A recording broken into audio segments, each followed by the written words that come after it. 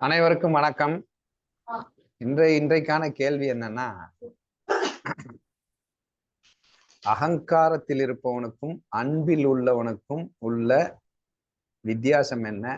அதை நான் எப்படி கண்டுபிடிப்பது? நான் அகங்காரத்தில் இருக்கேனா இல்ல அன்பிலே இருக்கிறேனா அப்படின்னு கண்டுபிடிக்கிறது எப்படி அப்படின்னா, பொதுவா ஒரு இதை வச்சுக்கலாம். ஏங்க, நான்லாம் அன்பை காட்டிட்டு தாங்க இருக்கிறேன், நான்லாம் கரெக்டா இருக்கேங்க, நான் நல்ல எல்லாத்துக்கும் குடும்பத்துல இருக்கிறவங்களுக்கு எல்லாம் நான் அன்பை தான் காட்டிட்டு இருக்கேங்க அப்படின்னு ஒரு உணர்வு ஒருத்தனுக்கு இருந்துச்சுன்னா அது அகங்காரம்.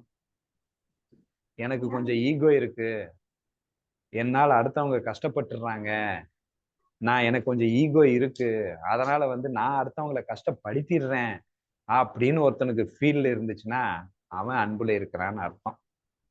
ஏன்னா தன்னை சரி என்று நினைத்து கொண்டு அடுத்தவனை தவறு என்று நினைப்பது அகங்காரம். தன்னை தாழ்த்தி கொண்டு அடுத்தவனை சரி என்று நினைப்பது அன்பு. சோ அதனால நான் அகங்காரத்தில் இருக்கிறேன் என்று தன்னை தாழ்த்தி கொள்பவனும் அடுத்தவர்கள் அன்பிலே தான் இருக்கிறார்கள் என்பதை புரிந்து கொள்வதும் அன்பு எனப்படும்.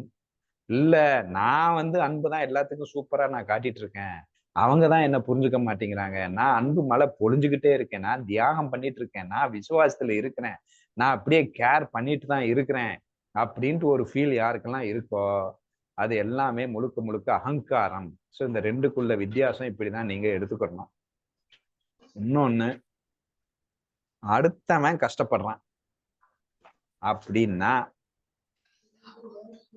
அன்பானது அந்த கஷ்டத்தை மட்டும் பார்க்கும். இந்த அகங்காரம் என்ன பண்ணும் அப்படின்னா, இவன் எது கஷ்டப்படுறான், அவன் தப்பு பண்றான் கஷ்டப்படுறான், அவன் கர்மா கஷ்டப்படுறான், இவன் ஈகோ திமிரு, அன்னைக்கு என் பேச்ச கேட்டிருக்கணும், நான் சொல்லியிருந்த கேட்டிருக்கணும், இவனா திமிர்ல தப்புல போய் விழுந்துகிட்டு இன்னைக்கு கஷ்டம்னாலுதான் அதுக்கு யார் பழி அப்படின்னு இப்ப அவன் கஷ்டத்தை பார்க்காமல் கஷ்டத்தின் காரணத்தை ஆராய்ச்சி செய்து கொண்டிருப்பது அகங்காரம். அவன் கஷ்டத்தை மட்டும் பார்த்து ஃபீல் பண்ணுவது அன்பு. அப்ப அந்த கஷ்டத்தை மாத்திட்டு அவன் ஃபீல் பண்ணிட்டானா அதுக்கு உண்டான தீர்வை தான் தருவானே தவிர அதுக்கு உண்டான தீர்வை தருவது அன்பு, அந்த கஷ்டத்துக்கு உண்டான தண்டனையை தருவது அகங்காரம். ஏன்னா அதை ஆராய்ச்சி பண்ணிட்டு இருக்காரு அவர். கஷ்டத்தை தள்ளி, இந்த கஷ்டத்துக்கு காரணம் என்ன? ஓ, அது அதர்மம், தவறு செய்தான் அல்லவா, திமிரு செய்தான் அல்லவான். அதுக்குதான் நம்ம சட்டத்துல எவ்வளவு பெரிய குற்றவாளியாக இருந்தாலும் அவனுக்கு உயர்தரமான சிகிச்சை கொடுத்து அவன் உயிரை காப்பாற்றுவான். ஸோ அது அன்புதாங்க மெயின். அவன் கஷ்டத்தை போக்கணும் ஃபர்ஸ்ட், அதுக்கப்புறம் நம்ம அவனுக்கு எப்படி ரியலைஸ் பண்ண வைக்கிறதுங்கிறது ப்ராசஸ். ஸோ இவன் கஷ்டப்பட்டு இருக்கும் போதே அவனுடைய அந்த தவறை நினைத்து கொண்டிருந்தால் அது அகங்காரம் எனப்படுகிறது. மூன்றாவது, ஒரு வாக்குவாதம் வருது அப்படின்னா அடுத்தவனுடைய பாயிண்ட் ஆஃப் சரியாக இருக்கும் என்பதை ஏற்றுக்கொள்ளும் ஒரு பக்குவம் இருந்தா அது அன்பு.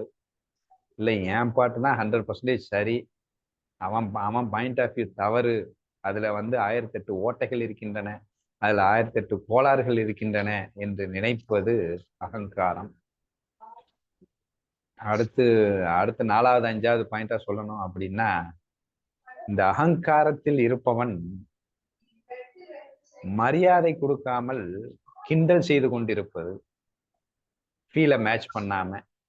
ஆனா அன்பு மரியாதைக்குரியது. மரியாதைன்னா எல்லோரிடமும் மரியாதை, முக்கியமாக தவறு செய்பவனாக இருந்தாலும் சரி, கீழ்நிலையில் இருப்பவனாக இருந்தாலும் சரி, மோசக்காரனாக இருந்தாலும் சரி, அவனிடமும் மரியாதை ஒன்று இருக்கும்.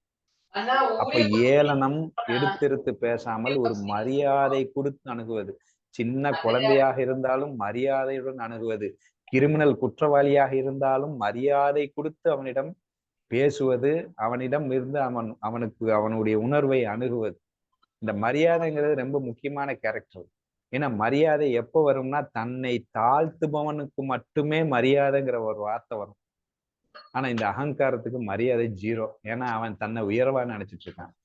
அப்போ ஏளனமாக, எடுத்தெறிந்து, அலட்சியமாக, ஒரு கேர்லெஸ்ஸாக பேசுவது என்பது அகங்காரமாக இருக்கும்.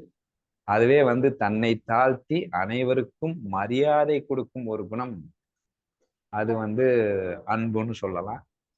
ரெண்டாவது உணர்வு அப்படின்னா, தன் உணர்வுக்கு மட்டும் முக்கியத்துவம் கொடுப்பது அகங்காரம்.